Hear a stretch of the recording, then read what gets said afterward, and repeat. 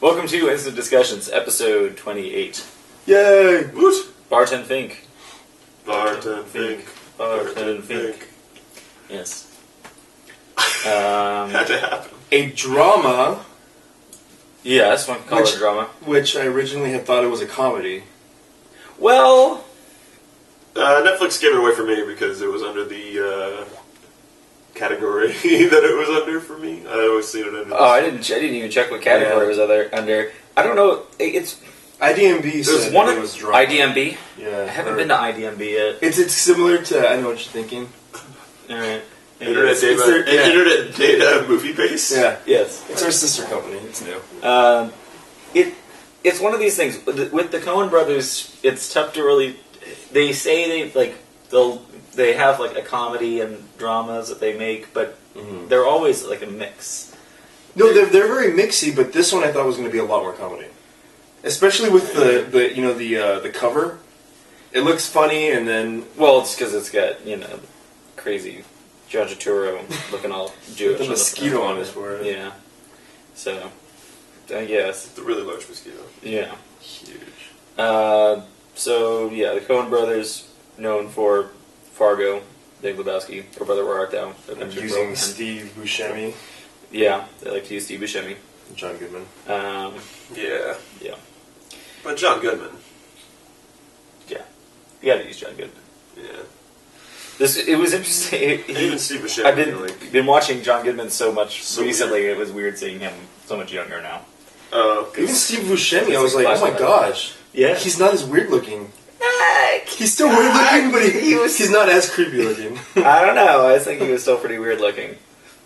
But that's part of his charm. God, there's so much to this movie. So this is I'm looking at the history of the Coen brothers. This was the first Coen brothers film that got Academy Award nominations. Was it? Yeah. Then followed by... lost a bunch of money. Well, yeah, but followed by Fargo, and Brother Where Art Thou, The Man Who Wasn't There, No Country for Old Men, A Serious Man, and True Grit. Yeah, this movie, this movie did extremely well with critics, right? Yeah, and critics just bombed with the audience, I guess. Mm-hmm. Well, the budget was about $9 million, and which is amazing. Yeah, that's already low. No. I mean, that it did so well with critics, and then failed with. I think that's just fucking fantastic. Yeah. For this film. Yeah. In particular. No, it's amazing. It couldn't have gone any other way. This could not have gone any other way. No, fantastic. Yeah.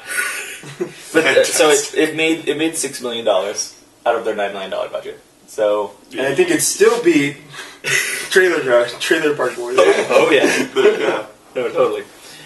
But that's not you don't hope to lose $3 million on a movie. Yeah, $6 million is not a lot of money. It's not that much. It's not. But yeah, this was before. Can I borrow some millions? This is before the Coen brothers are as known as directors. Well, after this movie, I was reading about it, and they wrote it in 3 weeks. Yeah. In between, yeah, I was like, that's pretty amazing. I've heard they've done this with some other movies too. They were stuck when they were working on Miller's Crossing. Yeah. They got to a point of writer's block on it. And so they go and write this movie about having writer's block. Yeah. So it's when they get stuck on one project, then they'll jump on and work on another project. And I'd heard they'd done it with a few other of their films. And then they go back to working on the original movie once they get this out of their system. So this was just a kind of side, throwaway idea thing. Yeah, a side note idea. And it became a movie that got them a lot of critical reception. Was John Goodman was big at this time, right? He had to have been on Roseanne at least. It's like 91. It was 91. Let us see. Pull this up. John Goodman. What year was Roseanne? That's actually my favorite role for him. Out of everyone, on Roseanne. I mean, that's his classic. I don't know. I really liked him in a lot of stuff. I liked him in a lot. And then one thing that people get pissed off. A lot of great stuff recently too. People don't like it that I did not like him in The Big Lebowski, and they're like, "What's wrong with you?" Well, you're not supposed to like him in that. No, but I didn't believe his character. Oh, okay. Anyway, it's been a while since I watched that one. He did. He was good in A Brother Where Art Thou. He's good in The Artist. Yeah, the artist. Oh man. Yeah. Good stuff. Fallen. He was interesting in that plane flying upside down movie. Oh, with Denzel Washington? Yeah, I can't remember the name of the movie. Oh, yes, he was really good in that. He was interesting in that one. I haven't seen that. Well, I liked his character. It was like... odd. Let us see here. All right, this is just movies. Right. So let's go to TV. Roseanne, 88 to 97. So he would have already had done that. Interesting. Yeah, so when they were filming this, he was like one of So the he was top up-and-coming male actors in America. Yeah, he's pretty big at that point. Look at all these movies he's done. He's done a lot. Like He does indie stuff though a lot, recently too. And so many movies. I didn't know he was in The Hangover with her. Yeah, What? he was pretty good in Hangover. I liked him in that. Yeah, I missed Argo. Missed Flight. Oh, he's Sully in the Monsters. Haven't seen Monster University. Haven't seen Hangover 3. Haven't seen Well, going back to the movie, He's in Red State. I mean, we're in the movie. We're talking about John Goodman. We're avoiding talking about the movie, but we're going to talk about everyone involved in the movie. How the Coen brothers got to doing the movie. Mm-hmm. How they felt about it after. Yeah. John Turturro. I mostly know him from other. Why John Goodman likes to bend over Yep. in films. Also from Big Lebowski, Human was Crossing, and Transformers. I didn't see those. Yeah, he's a writer. I always remember him from Oh Brother Where Art Thou, though. Oh. He seems very different than this character here. Although kind of odd. Wrong movie. So this movie. This movie. Yes. So I had first watched this movie a long time ago. I might have started watching it when I was like going to school for writing. Mm-hmm. I think possibly. It was a movie about a writer. So something to watch. And I know at the time it really struck me. I really liked it. And so I was going back to watch it to bring it up to discuss because I kept wanting to. I always remembered liking it a lot. And when I came back to it, it's kind of slow, a little dry. Yeah, I can see that. And so I was like, I don't know, but that happens in a lot of Coen Brothers things too. They've got that kind of easy style. They don't really do that a lot of fast pace, especially in most of their dramatic stuff. It's like trying to have a conversation with Quentin Tarantino.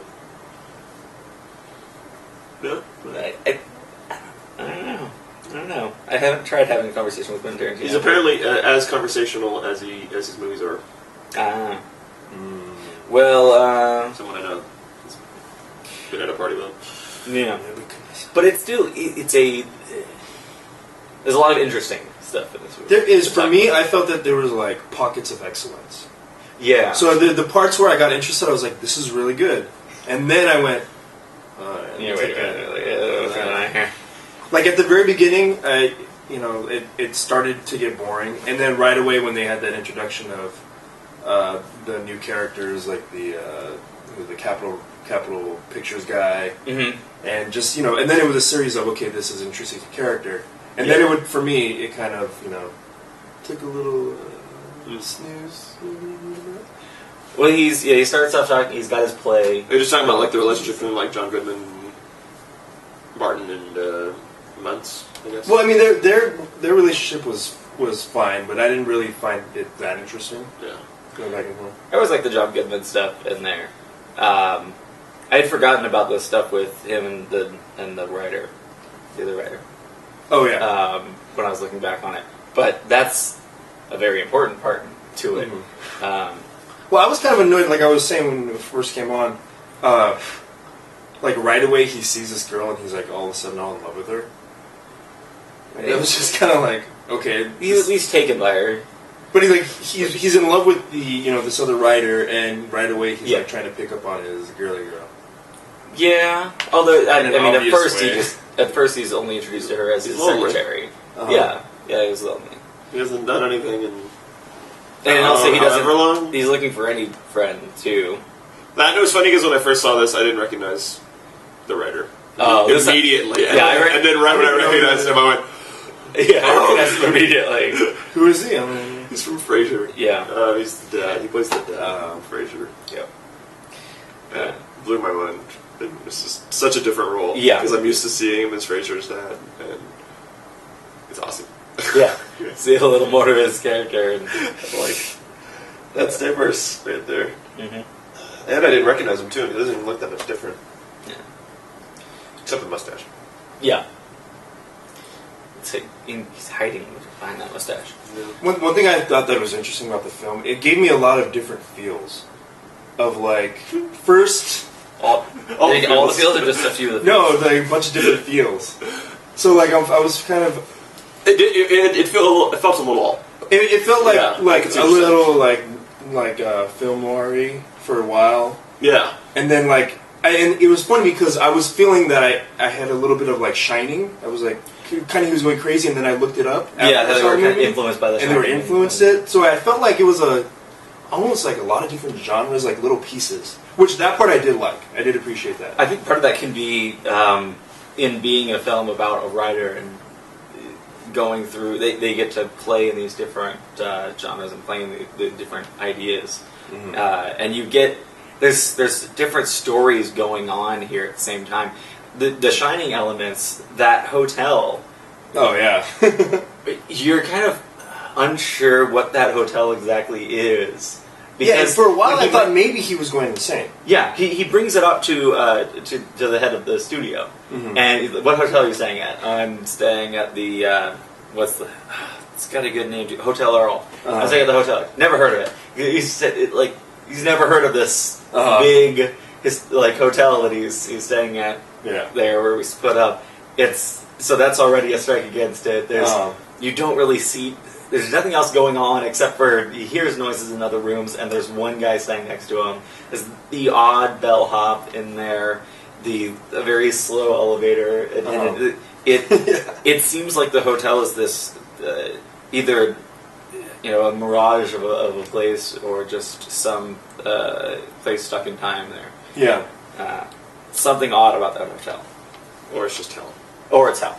That's the simple explanation for Yes. it. That's what I for some reason I thought it was more prevalent when I always remembered this movie as the end of it being it's in hell and John Goodman is Satan, and that's how I remembered it. Yeah. But it wasn't as strong. I think that stood out to me so much.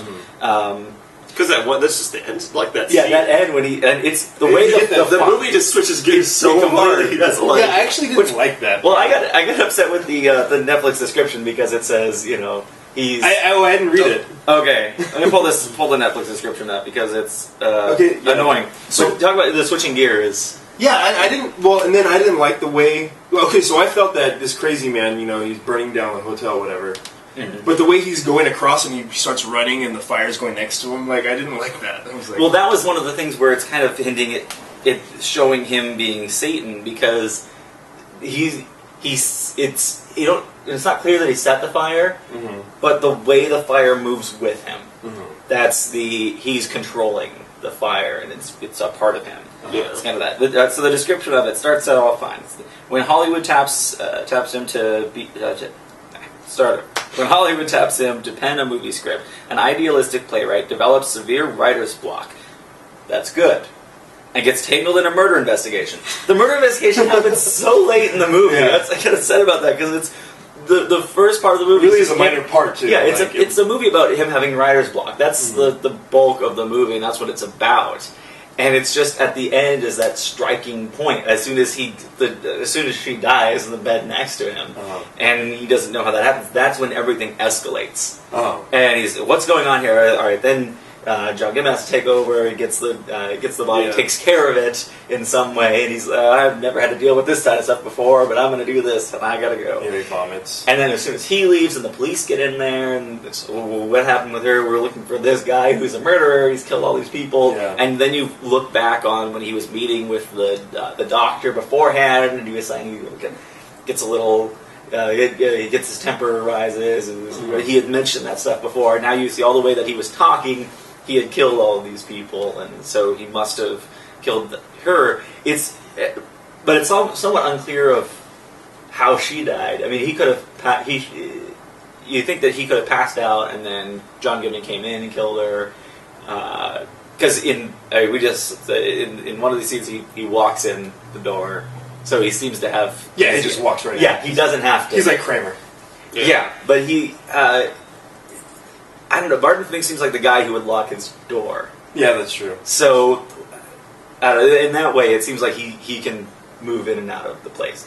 But if he is the devil, then maybe he didn't even need to be in there to kill her, and he could have killed her in a more supernatural way. But it's unclear on that. Just lots of I don't know. I guess for me, I was just like... Just lots of blood. Yeah. Right when I saw her dead, I right away thought it was John Goodman, and then right away I thought that he was going to be inspired by this whole thing that happened. Although I did think something was going to happen with the package. What's in the box? Yeah. What's in the box? This is 91, so this is even before that. I wonder if that maybe influenced 7.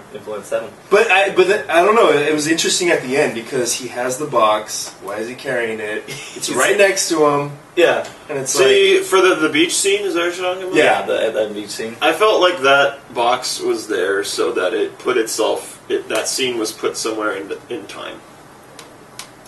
For the movie. Possibly. And that you didn't feel that it was him...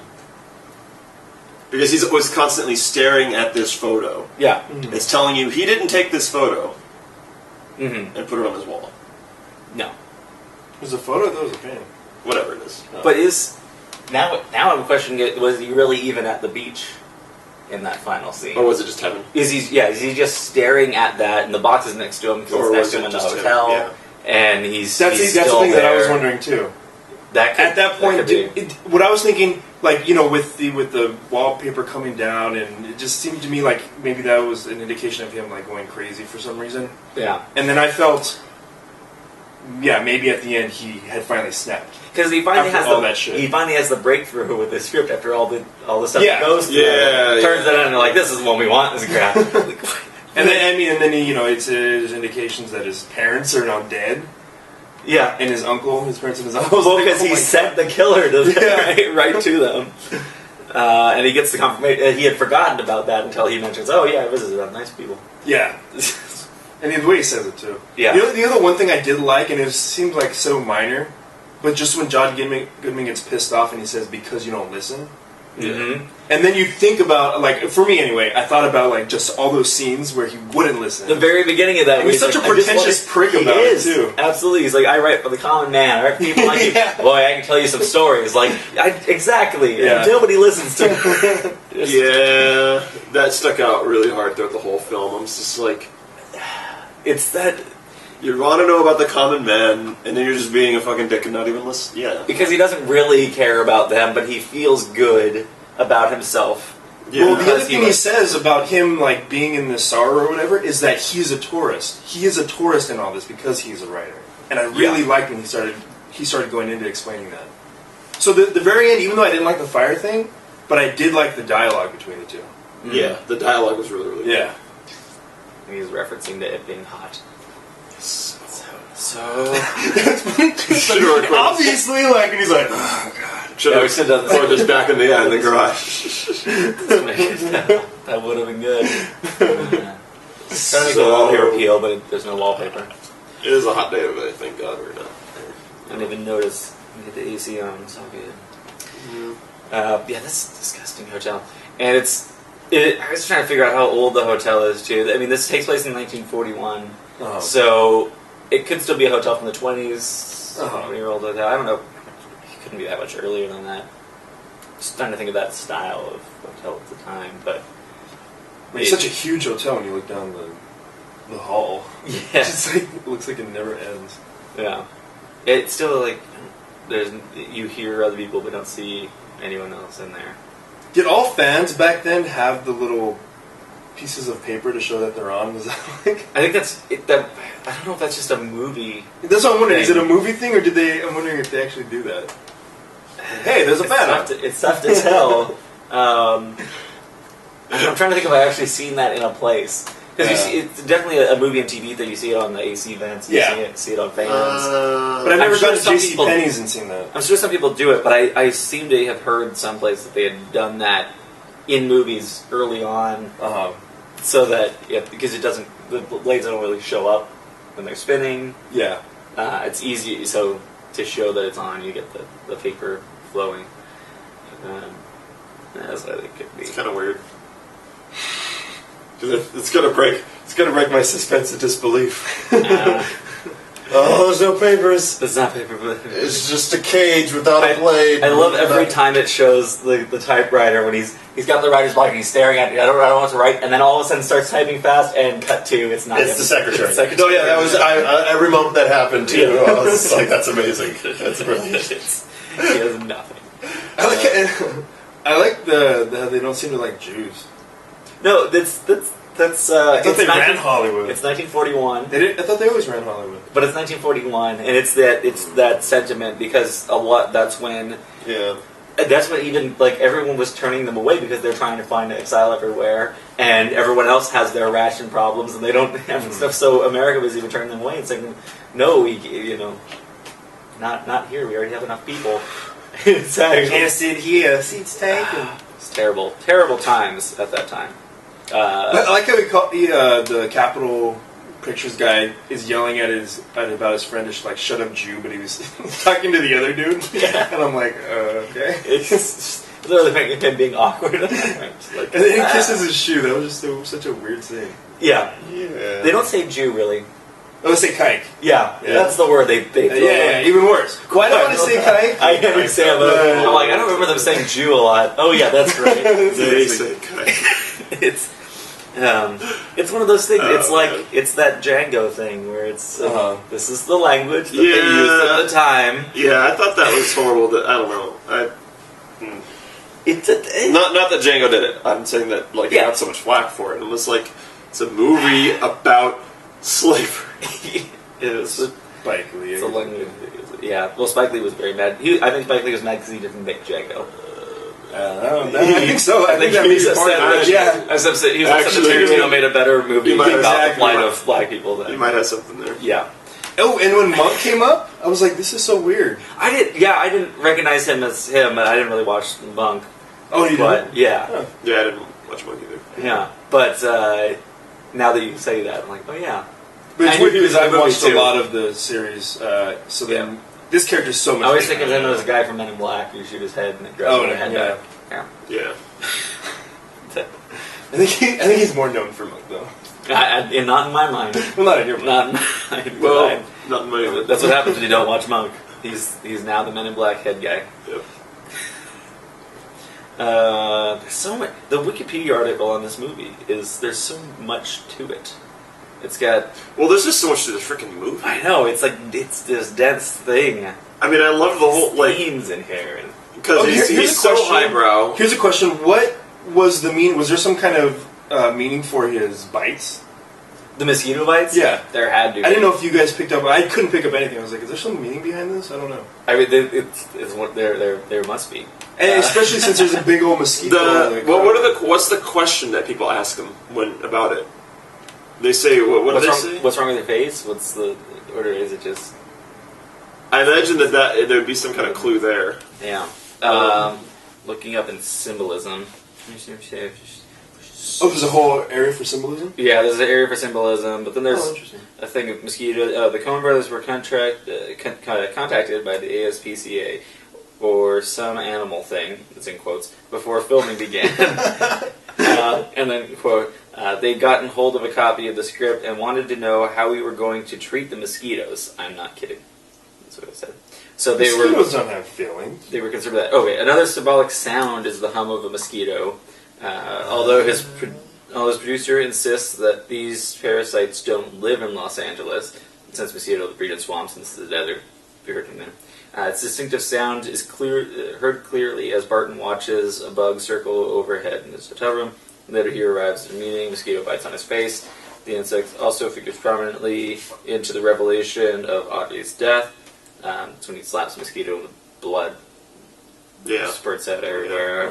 High-pitched mosquito's hum is echoed in the high strings used in the movie's score. Yeah, actually, it's probably it's that. It's that whole I think it's like of tension. everything. It's all the tension of all the little noises that he keeps getting distracted by, and all the little things that just keeps little things biting you because these tiny bites and little things. But it's the biggest annoyance. Yeah, it's the tiniest little thing. Yeah, but man, is it itchy. Yeah. Could be it. There could be. There's so many things.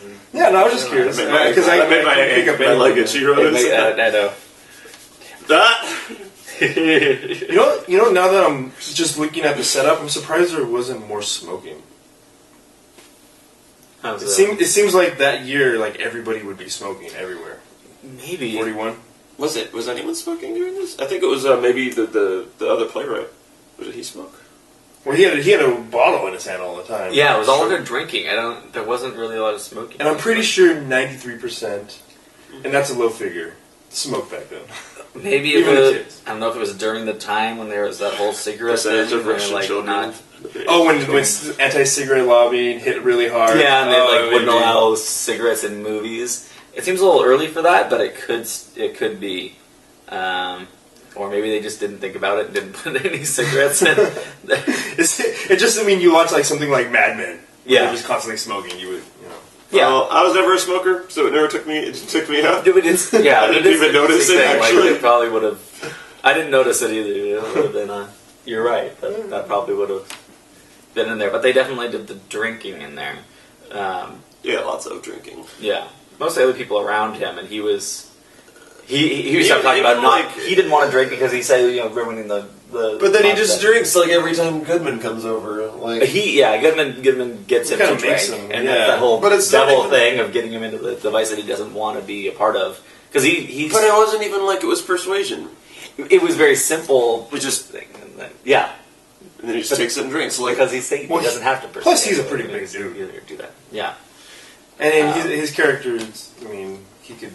Beat the crap out of him. But he definitely is. He's against the writer drinking while working, and because the other writer uses that as his crutch. When I get stuck on something, I drink, and so he's always drinking because he's always stuck. And he gets so upset about it, though. You get the revelation. Yeah, he does. He's really pissed because he really likes that writer. He's like, I want you to write more, and all you're doing is drinking. You're wasting your talent. But then he realizes that that's not even... Not his talent. Yeah, because it's his secretary. He's been writing all of this stuff forever. More of an editorial thing. Not really writing. No, from what... That's what she said. Well, yeah. She talks about edit. He writes a page, and I edit it into 300. Yeah, do the other 300 pages. So the Coen brothers... Which one's the girl now? I think they're still brothers. Oh, okay. I think both of them are still guys. There's no Lana Cohen. They're not sisters now? No. None of them got sex changes. We didn't do any research, actually, at all. You know what's funny? Do any research That's funny because his character in here didn't give a shit about wrestling and didn't want to do any research either. Yeah. Like, he's just like, it's a wrestling And movie. apparently, they persisted that... the Coen brothers persisted that this wasn't a reflection of... Oh, really? Yeah. Dude, it totally seems that way. At least it's what... I forget what source it is because it wasn't me that was looking it up. Oh, Yeah. IDBM? IDBM. I'm not sure. It might have been. Probably. Yeah. And you know what? At the beginning, for some reason, I thought Chet was going to play more of a role. I was surprised. Yeah, I was sad not to see more of him. It was a little cameo. Yeah. To get in there. Yeah. You saw more of the elevator guy than him. The what? You want to see more of his face? Oh, yeah. I always want to see more of him. Yeah, the elevator guy. See, what was that over there, guys? You got feeling gassy? It was the chair. Oh, it was a chair. Gotcha. Yeah, this leather couch. Oh, no. It was weird. Don't try to make the noise happen. It was the traction. It's a... Sorry. The attraction usually doesn't make smells like that. I mean, we can explain the science. It does. You can, Oh, that's true. Yeah. It's another show. Science. No friction. What with science and all. Style. There's a picture of Alfred Hitchcock in there. You know what I thought was weird, too? So, John Goodman's, they become friends. Mm. but he knows he's a Jew, and at the end he's like Heil Hitler or whatever. Mhm. That was really weird. That was confusing. I was like, wait a second.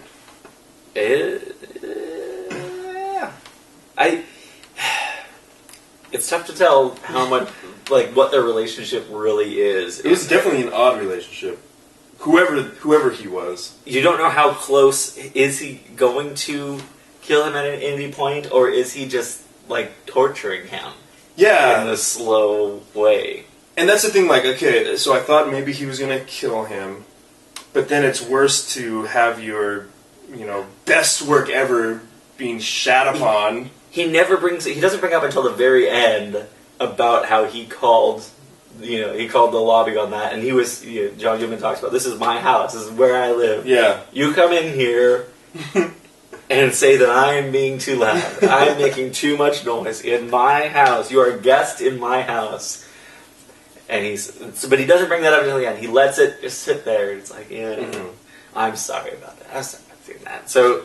I mean, that's a like a revenge plot from like Old Boy. Yeah, because you hear it's very Old Boy. That was the thing. After I watched this movie, Netflix said like movies that, or IMDb said like movies that you might also like, and it had Old Boy and The Machinist on there. So there wasn't. Oh, really? Yeah, like those are ones that suggest after this one. Like, I wouldn't think Old Boy after this, but now that I think about that like small little thing that he holds on to, doesn't reveal it. Like, I'm gonna be this guy's best friend. That's why you killed this person and probably killed my parents and killed it's because of that call. You could have just said something in the beginning. Yeah. And then he says he's sorry, and he's like, you know what? No problem. It's good. I was like, I like that part. But it starts with the calling, then builds with him not listening to him. Yeah. But it builds from there because he is not treating him well. He knows he's a Jew. Yes, he knows he's a Jew. He could. He probably did go. Yeah. Yeah, that Heil Hitler thrown in there is a very interesting one. I think that it was just like maybe it was emphasis of like Satan. Like it just didn't get it quite yet. No. He's come on! Not all Nazis are Satan. That is. There's a whole thing on. Yeah, but I'm saying like this is made fascism here. 91. Yeah. So I mean, set in 41. While people might be a little more tired at this point of Nazis are the evil everything, the epitome of evil. Like it's just like okay. Like if you were to ask anybody, like what's the most evil group you've ever known? I guess KKK might come to mind, but that's more of an American thing, though. Well, I would say that I think Mongolians, those people were insane, but it's true. But I think a lot of people instinctively would just go Nazis. Yeah, probably. I guess so. Although in an all-white world, they would be the greatest group ever. Oh, you mean if they won? Yeah, if they destroyed every race except for the white race, it'd be not a bad world, right? For them, I mean. Well, Denmark is doing well, I hear. And they're mostly white. Yeah, that's true. Trying to find something. Their crime rates are and their happiness rates the highest. Yeah. And they have one of the highest per capita incomes. Yeah, it's not doing too bad. And the highest atheist rate too, I believe, or at least one of them. So I like this. I just found this quote in here, and after all of this analysis and everything in here, I guess Joel Cohen said that the movie is intentionally ambiguous,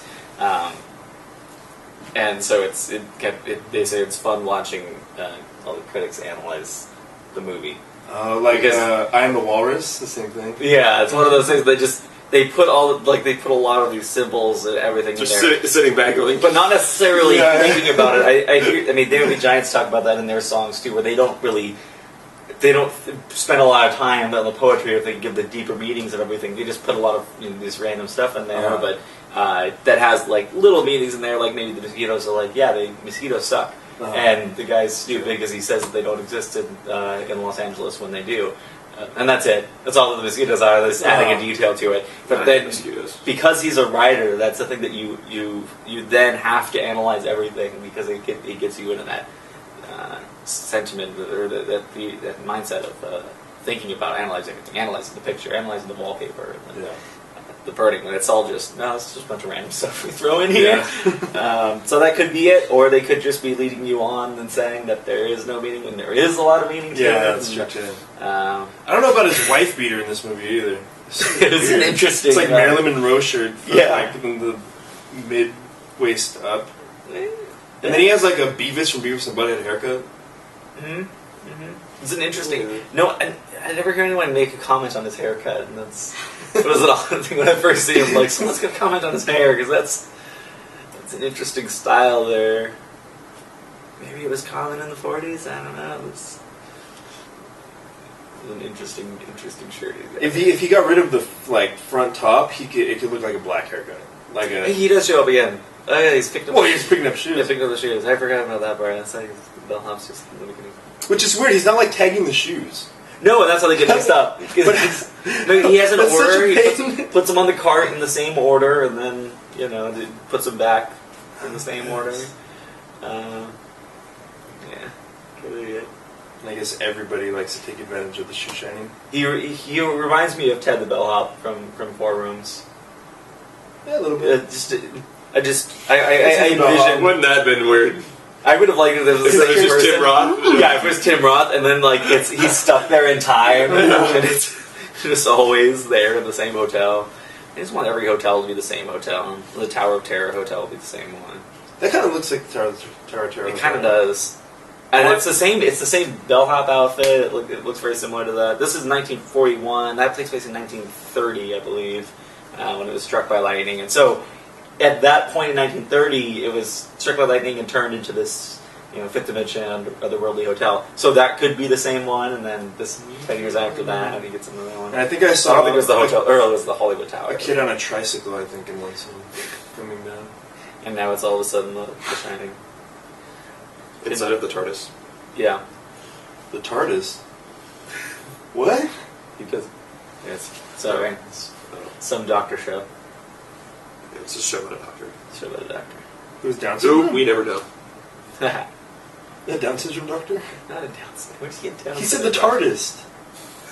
Not that kind of TARDIS. Yeah. Oh, Going okay. TARDIS. Different kind of. See, John Gibbons got the normal kind of wife beater on. Yeah. Yeah. Why is he? His weird sleep shirt thing. And it's all it's all dirty too. Like it has stains all over it. And he's just Well- like a slob. Of course, it's John Goodman. That's kind of that's what you get with him. I like with all the shit that he's done. At the end, he's like saying how people are so cruel to him. Yeah. No, I mean that's the killer's sentiment thing. Like, Well, let's think of this. I mean, it might just be a European thing. What, that little shirt that The thing, Barton yeah, the Fink thing that has? he's wearing. Because, I mean, it doesn't really talk about his history, but he's coming from New York. yeah. He probably immigrated there. I think he's Mormon. I think that's his magic Mormon underwear. Oh, Maybe. it does That look might be his like magic I think Mormon underwear. he could be Mormon. That's why he was protected Did from the Mormons fire. exist in the 40s? They're Yeah. right. Yeah. I'm gonna go down today. Change religions. Yeah, that's probably it. He's not doing it wrong. It's amazing how much he just doesn't. His dream. He realizes how much his dream is impossible, and that's part of my favorite of this film is just that. Let alone being crushed. Yeah, Like he realizes that there's no way. He's so highbrow. and he's got so the Broadway littlest bit of that he could never write. It's that separation of the Broadway and and Hollywood, And Hollywood, especially at the time when you're just. Movies He's like weird feet. popcorn flicks. Yeah, I think that's the bathroom from Saw, by the way. In the Broadway theater, he gets some critical reception there, and then that launches his ego completely.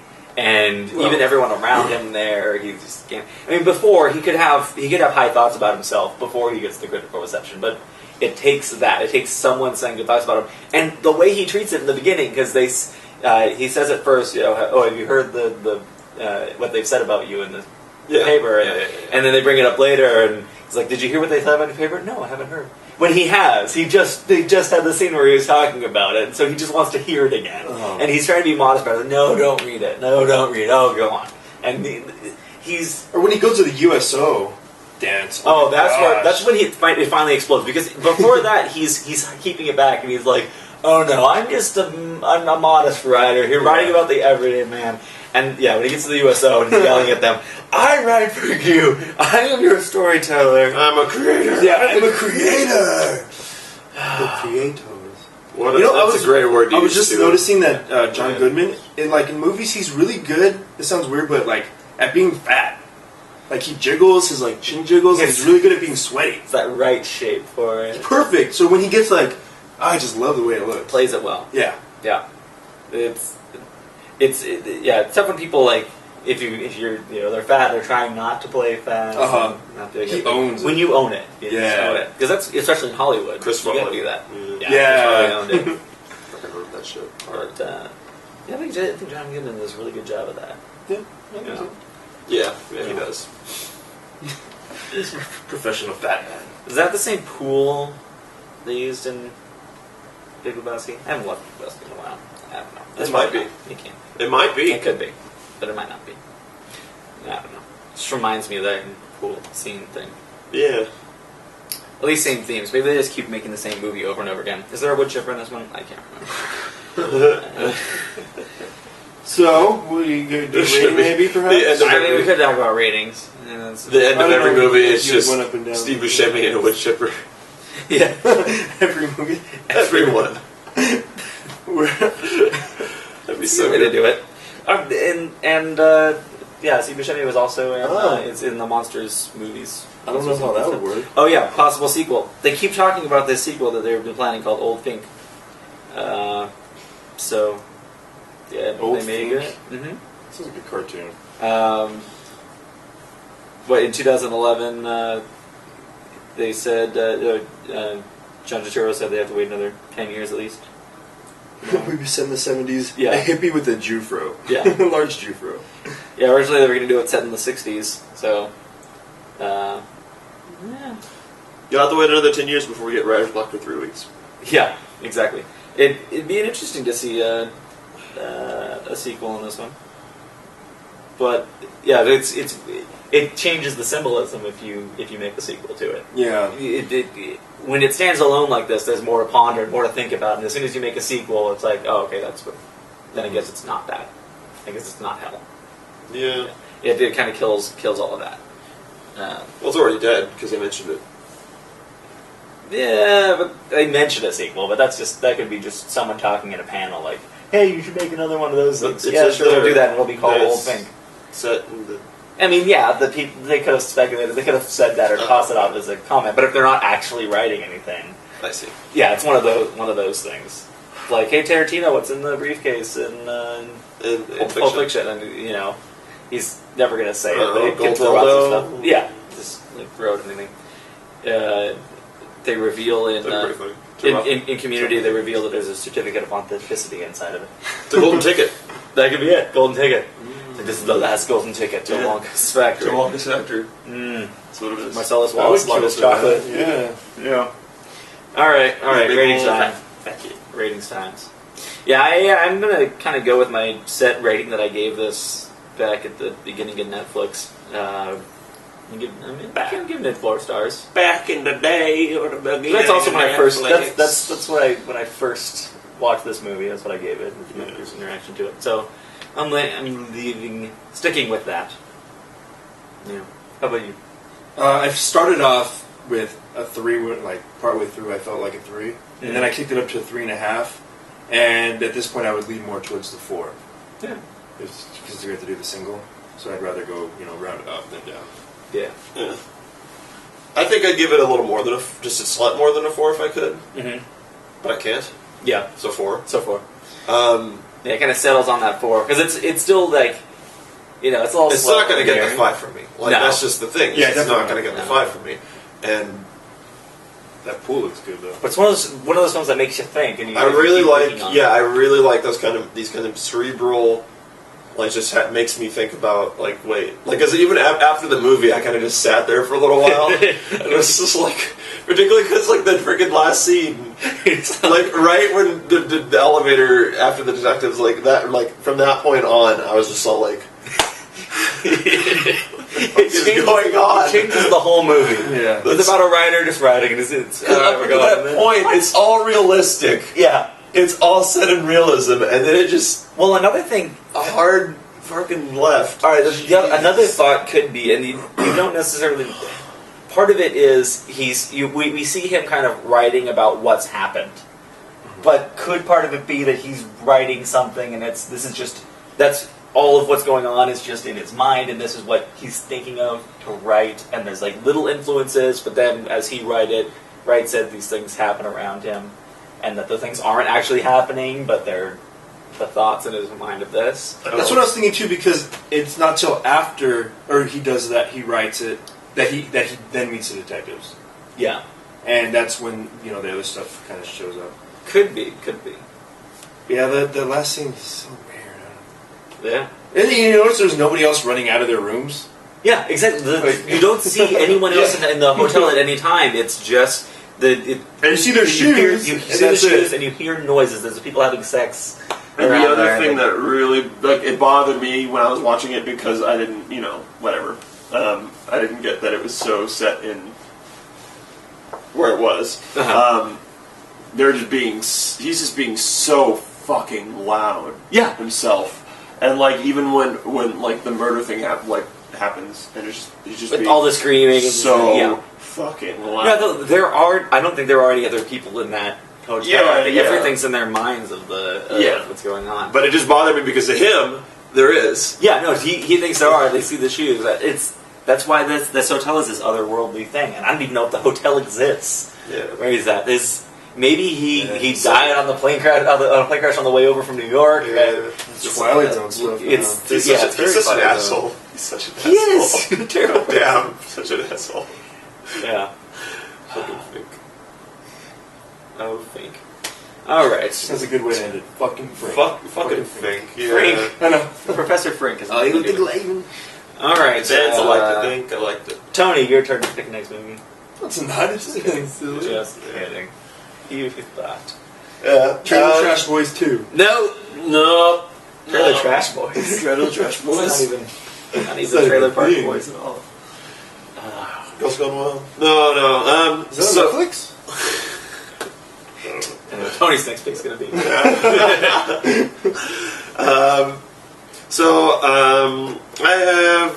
I gave you guys two choices last time. I'm not picking the other choice, and I'm gonna You save. do what I did with Barton Fink, just push it on the side. Yeah. Well, I For a think month that this or so. one there's within the. This might give it away to you what I'm thinking, but. There's a you'll probably guess immediately. Actually, there's another film within the same genre that I really Watchmen. No, that I would really want to pick over this one, and I want to wait to see if it happens.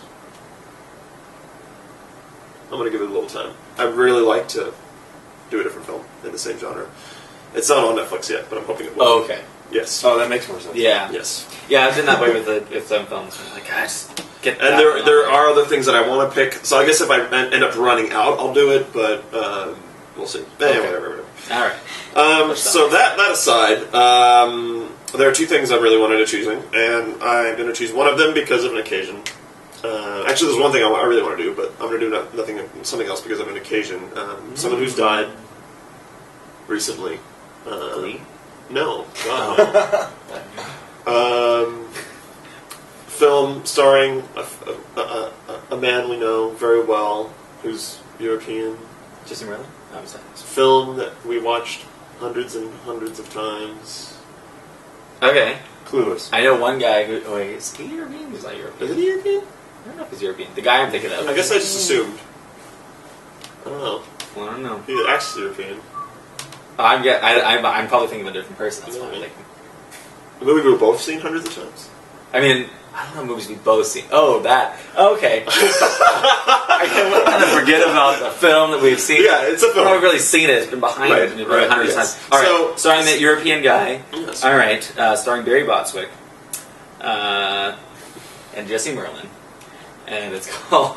No, it's not that film. Okay, it's not that film. All right. But anyway, so the film I'm going to pick because Hit. one of the actresses in it died. Are you talking about Muppet Treasure Island? No, It's Clue. Okay, fine. because Have you seen Clue? Oh, of course I've seen Clue. Mrs. Peacock. Mrs. Peacock just died. That's what Just died. she just died. So that's Where? With what? We'll find out next time. Thanks for watching. We'll discuss Clue next week. Yeah, really good film. I'm excited. Yes. I like that. Not too good of a game, though. We'll play Clue also next week. Thanks for watching. And Rate, go watch review. the Shadowcast of Clue. Subscribe to our Next week. thing. Is it next week? No, I don't know. I wish. Okay, that'd be good timing, but not. All right. Watch it sometime. Yeah. Bye. Bye.